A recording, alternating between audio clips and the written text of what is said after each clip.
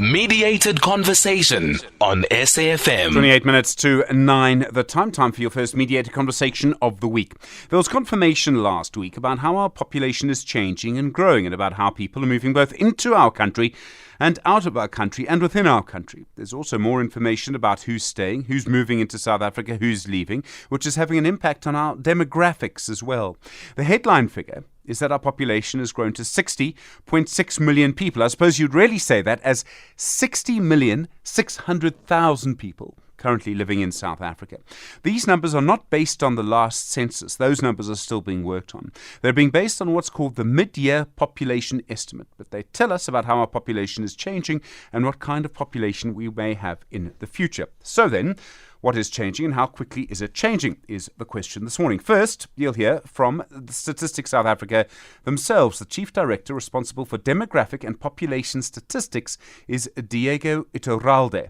Then you'll hear from an Associate Professor at the Faculty of Science at the School of Statistics and Actuarial Science at Wits University, Professor Rendani Mbububa. And finally, the impact of all of this on our cities. Nosipho Hlatshwayo is Executive Manager for Programs at the South African Cities Network. We start then with the Chief Director responsible for demographic and population at Statistics South Africa, Diego Iturralde. Diego, good morning. Good morning, Stephen. Thank you for having me. How quickly is our population growing? Well, I think it's an important question, and I think the short answer of that is that population changes very slowly, unless, of course, we notice events that are unexpected and radical. One such event could be the onset of COVID-19 2 years ago, and we can see through the results of the population estimates how that has impacted on the situation. But in terms of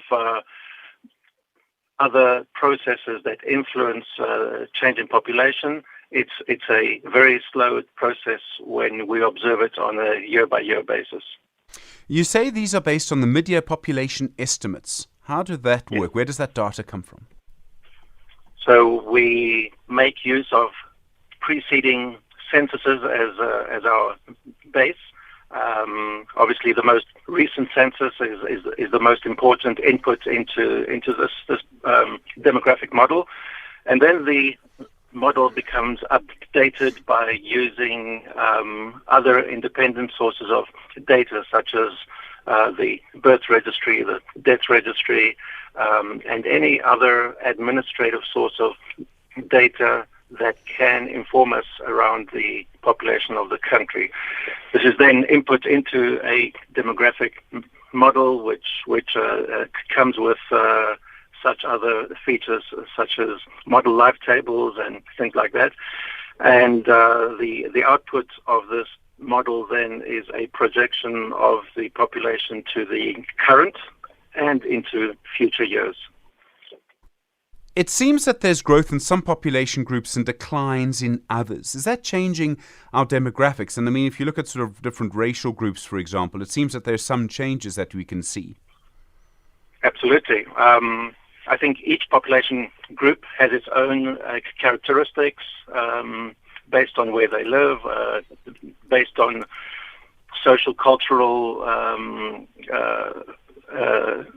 features that are related to that particular population group. So, for example, the Black African group is much younger and has a slightly higher fertility rate than the white population group, which is in comparison much of an older population, lower fertility. Its mortality is peaking at older ages, and it almost takes on the characteristics of a developed or European country, whereas as well as the Indonesian group, whereas the colored and Black African group take on more characteristics of a developing country that one would find anywhere else. I imagine this wouldn't be covered by these numbers and what we're talking about now, but I imagine the economic surveys that Statistics South Africa does that explains how and why that happens. Absolutely. I think there are economics to that. There are, as I said, social cultural influences that are related to that. The Southern African region as a whole has the lowest fertility rates on the African continent as it is anyway. But within that Southern African region, there is, of course, a lot of variety. Within South Africa, there is even a lot of variety. If we have to zoom in on fertility rates, we can see that provinces such as the Eastern Cape and Limpopo have a much higher fertility rate. And have other of their own unique characteristics than provinces like the Western Cape and Gauteng, whose fertility rates are much lower and whose population growth is more dependent on migration than on natural population growth. Well, I was going to come to that. Are the numbers able to tell you how much of a sort of population increase that we've seen is based on the number of births in South Africa and how much is based on migration, people coming into South Africa? Yes. So the population number that we have published is based on a variety of assumptions. And if we have a look at the summary of these assumptions, we can see that about, nationally speaking, 1.18 million births took place in the last year. That's from July 21 to June 22. There were approximately 660,000 deaths in the same period, which is a little bit of a recovery from the year before as a result of COVID. And then for the same period, there is a net migration that's net international migration. If we're speaking at a national level of 100,000 persons. So put that all together, and we can see that our population grew from 2021 from just under 60 million, 59.96 million, to the 60.6 million that it is estimated at for this year. So the figure of people who've migrated in the last year into South Africa, what is that, 100,000? Did I hear that correctly? That's net international migration. So that's the difference between people coming in and people leaving. So the population estimate does not input the actual number of people who have come in over a certain period of time, because that may or may not be available in a particular country or in a particular province or district. So we use the concept of net international migration, which once again is an assumption based on the preceding censuses' international migration rates. We do adjust those rates based on changes that we see from year to year. If we're able to access some data sources that refer to the movement of people into South Africa for permanent reasons, we adjust that. If we come across something like COVID-19, which resulted in a huge slowdown in the movement of people, we also take that into account. A large number of people in southern Africa live in two places. They live in a city, so Gauteng, for example, and they also live for part of the year in the Eastern Cape. But they may also live in Zimbabwe or Namibia. I'm talking about the migrant labor system, which has become firmly entrenched in our economy. How do you take into account those people? Because they in a sense, have two lives. Absolutely. So I think the notion of somebody having one place of residence is not a sustainable notion or a realistic one. I think you've given the example of somebody who works in Gauteng but comes from the Eastern Cape, and every time there's a holiday period or an extended long weekend, there's a huge commutes of people to whether it be the Eastern Cape or Limpopo or KZN. However, for the purpose of this, as I indicated earlier, we rely quite heavily on the recent population census, and the population census always makes reference to your main place of residence. Your main place of residence would be on an average, where do you spend most of the time? Where do you consume your services?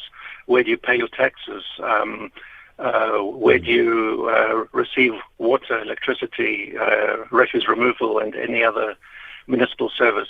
So on that basis, we make use of that particular concept. But I think it is reasonable to expect that from time to time populations in one part of the country gravitate towards other parts of the country for specific reasons, and then we see a return to their main place of residence.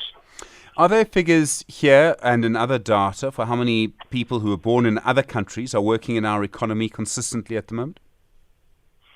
Well, when we look at the issue of the labour market, we would rather rely on estimates coming out of a specialised labour market survey. As you're aware, because we've spoken about this before, Statistics South Africa inserts a migration module into the quarterly labour force survey. At this point, it's being done every 5 years, but it is under review. We're also inserting a migration module into other surveys. And I think from the most recent one, which was in 2017, there is a module out in the field right now as we speak for 2022. But from the most recent one, we have an estimation of about 1.2 million foreign-born persons who are working. And by working, we define working as working for at least one hour per week in whichever sector, whether it be for pay or whether it be for kind. Thank you very much indeed. Diego Iturralde is the Chief Director responsible for demographic and population at Statistics South Africa. Your Mediated conversation continues. You with SAfm, 16 minutes to 9, to see how our population is changing. Professor Rendani Mbuba is an Associate Professor in the Faculty of Science, the School of Statistics and Actuarial Science at Wits University. Professor Mbuba, good morning.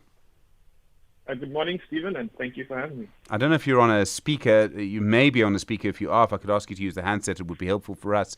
Is it? I mean, Diego Iturralde made the point that our population changes slowly. We are seeing an increase in the number of people in South Africa. Were we expecting this kind of change to our population? Is this in line with actuarial models? Exactly, Stephen. We're expecting this type of increase in our population. Pretty much because the forces that act on our population are pretty much well understood. And this is because our population growth is primarily driven by our fertility rates. And those have been declining over time, but still yield a positive differential in population. So we will still see, albeit a slowing growth in the population, but there'll still be some growth in our population for some time. We see some changes in population groups. As I understand it, the white population is dropping very slowly as a number and as a percentage. I mean, what's driving that? That's significantly driven by a point that Diego already mentioned, that you see differentials in fertility rates between different population groups. And we certainly see a lower fertility rate in the white population. We also have seen that the white population have been a net international migrators. So they have actually, we've seen a significant amount of them, but albeit not that large a driver, leaving the country as well.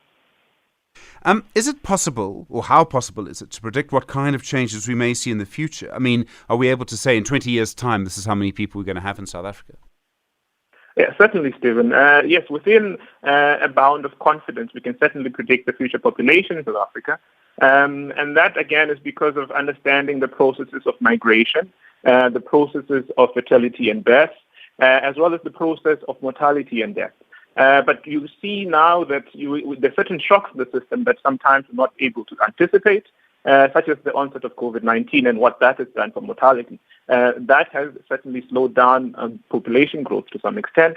And such shocks in the system occur from time to time. But certainly the models that drive, the different decrements and increments in the population are quite well established and can actually allow us to predict this. We talk about COVID-19, and you and Statistics South Africa already mentioned that this morning. There's another example playing out in Ukraine where because of a war, 5 million people, I think it was 6 million people, left the country very quickly. Exactly. So there's all sorts of external shocks to the system that, be it war, be it, perhaps something, not even in South Africa only, but perhaps something in the region that might result in significant, net positive immigration to the country. And obviously pandemics is something that we still need to understand and perhaps look at the return periods as to, after how, what sort of, probability an event such as COVID-19 is likely to reoccur in future. As I understand it, I've seen predictions in the past that our population could get to 80 million, even 100 million in the future. I realize that demography, it's a science. It's not quite an exact science. Sometimes the population is decreased more quickly than people expect. Are those numbers still the predictions that we could get to that kind of level of population? 90 million people, 80 million people? Yes, there's obviously a fair, so with projections like any other, there's a fair amount of uncertainty the further along in time you go. Because, the amount of external influences certainly tend to increase. But over time, until we see a stabilization perhaps in our fertility rate, and of which they've been slowing down as the economic situation and perhaps more family planning is coming across. However, we certainly see still positive growth. It will take a significant amount of time for us to reach 80 or 90 million. But that's still a possibility, too. This really shows that we need to plan. We will need to provide more people with water, with food, dare I say, with electricity. How important is it that government, that planners look at these numbers and start planning properly? Someone needs to build schools, for example. Yes, these numbers are significant for policy making and urban planning. I think in terms of, resource allocation across the different provinces, we already know that Gauteng, even internally, is growing quite significantly relative to other provinces. So we certainly need to focus your resources in the right areas, and instruments such as population estimates are quite important in allocation of both financial capital and also, planning urban centers, as well as, equipping, our young people as they come into the system through the education system and others to make sure that we've got enough places and proper systems and infrastructure to support them. Professor, thank you very much indeed. I really appreciate it. Professor Rendani Mbuba is an associate professor in the Faculty of Science at the School of Statistics and Actuarial Science at Wits University. In a moment, the situation within our cities. If we have more people and a growing population, are most of those people going to our cities? Nosipho Hlatshwayo is Executive Manager for the programs at the South African Cities Network. They'll be on your radio in a moment, 11 minutes to 9. Mediated conversation on SAfm. 9 minutes to 9, the time. Continuing your mediated conversation around how our population is changing. Nosipho Hlatshwayo is the Executive Manager for Programs at the South African Cities Network. Nosipho, good morning. Good morning to you. When we see the population of our country growing in this way, can I presume that most of these changes in our population are being felt in our cities? It's in the cities where the populations are growing the most? Certainly, they are being felt in the cities. When we see population growth, and you correctly pointed out earlier on that it happens mainly in the cities. So what then happens is that you start feeling it because you might experience things like congestion. There may be, if the infrastructure is not taken care of, there may be some service delivery outages or disruptions and things like those. So certainly cities are feeling the impact of population growth, and that is why it is important that they pay attention to these numbers that have been released. Have cities planned for this? And I say that when we know there's a large number of people who are basically forced to live in informal settlements. Maybe I'm too cynical, but that suggests cities aren't planning. So cities do a number of plans. There are plans that help them to plan for space, plan for infrastructure, but those plans need to be financed. A plan without an implementing instrument that is actually workable does not assist. So they do have plans, and I know for certain that one of the requirements for them when they do, for an example, the IDPs is to reflect on current population numbers as well as projecting into the future so that they are able to see what is the level of people that have access to those services. Now, the challenge is, as much as they would know the numbers, they only have a limited budget to roll out the services, because for most cities, except for a few, they rely on grants that they get from national departments for electricity, for an example, for water, libraries and the like. There's very few cities which have got a less percentage of their capital expenditure coming from their internal funds. So in those instances where you find that they don't have enough money, they are certainly going to be the ones that are impacted severely by population growth, as we have seen. I mean, informal settlements are just one of the few indications of what population numbers does, but also it talks to who is migrating into the cities. Can those people be able to sustain themselves, or are they relying on the state in terms of people not working? Are some cities better able to do this than others? They just have more resources, or maybe even have more land available, for example, to plan with? There are certainly cities that are able to cope better with this. In the recent State of the Cities report, we gave a breakdown of the numbers in some of the cities. We find that the larger metropolitan municipalities tend to be able to cope better than your smaller metropolitan municipalities. So larger, we're talking about your Tshwane, your Johannesburg, Cape Town, eThekwini, and then you find the smaller ones. For an example, your smaller municipalities, your smaller metro municipalities, your Mangaung and your Buffalo cities. And it also comes down to two factors. Number one, as I said earlier on, their financial resources being able to respond to this. But number two, the capability, having the necessary skills and the conducive environment for them to be able to deliver and respond to population changes. And interesting enough, where cities are able to deal with this, you find that the citizens, when the surveys are done, like the quality of life survey, which is done in the Gauteng city region, those numbers tend to be higher than in cities where they're not able to deliver those services and respond to population growth.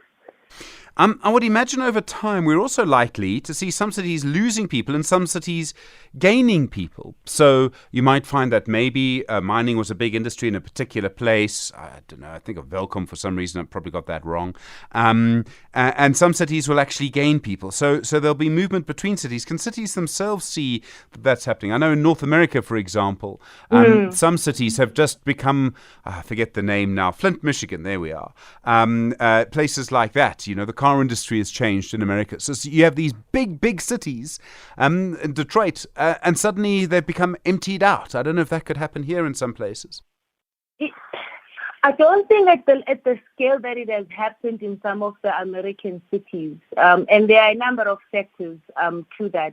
But if you look at the recent concept of semigration that we've all been exposed to since COVID-19, we certainly are seeing a number of people who are moving from big cities to smaller towns, right?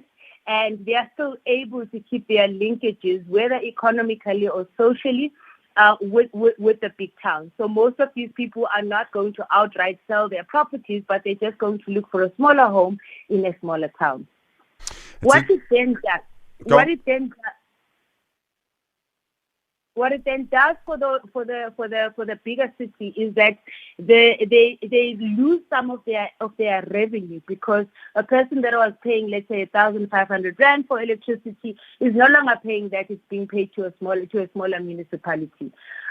But those changes that we see happening, cities should be concerned about them, because they also have an impact on their financial sustainability. And we do know that those that are able to afford to pay, that's how the system is designed. They also help to subsidize those that cannot pay.